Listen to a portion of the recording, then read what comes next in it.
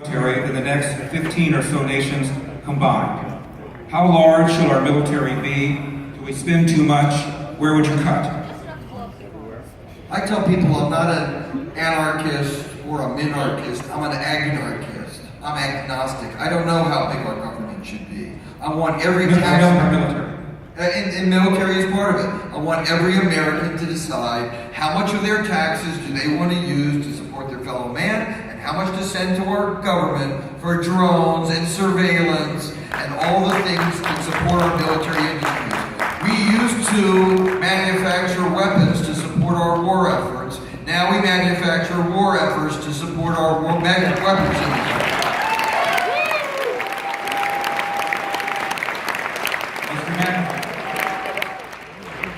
America claims to love peace, and yet we are the most warlike nation on the planet. Name a country that has not been affected by our military activities directly or indirectly.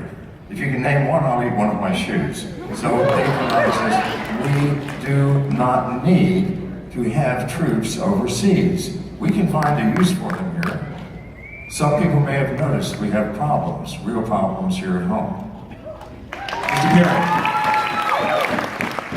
We do not need troops in 150-something countries in nearly 900 military bases. I would dare say we do not need a standing army, but at the very least I will say we do not need a standing army funded through theft and coercion. The military should be as big as it can be off of donations and bake sales.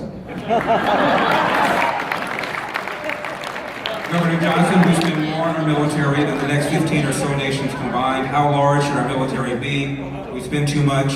Where would you cut? I think we spend more than all the other countries in the world combined, just by a little bit, but more than all the other countries in the world combined. I would look to reduce the size of the military, and I don't say defense, I say that it's offense and it's the military. I would be looking to reduce those expenditures by 20%, and that wouldn't be going back but a handful of years.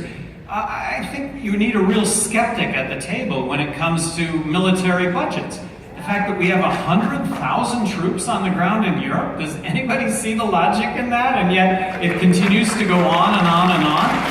As I mentioned earlier, we have executive treaties not implemented by Congress. We have executive treaties with 69 countries that we are obliged to defend their borders. This just doesn't seem right. The fact that we have bases anywhere in the world when right now we can fly aircraft from the United States, and because of our refueling capabilities, we really don't need any Air Force bases.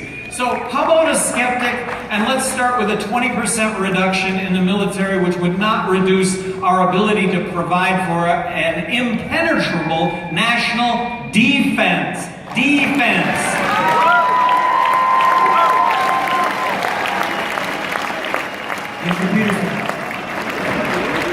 My pick for Secretary of Defense, General Mad Dog Mattis, had a philosophy, and that is be polite, be professional, but have a plan to kill everyone you meet.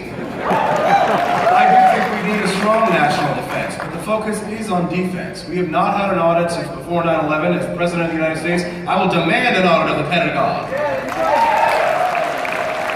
The Pentagon has spent $1.5 trillion on an F-35 program that can't even compete with the F-16. I will find the waste, fraud, and abuse, and we will make meaningful cuts to the military, and we will put a stop to the military-industrial complex in the United States.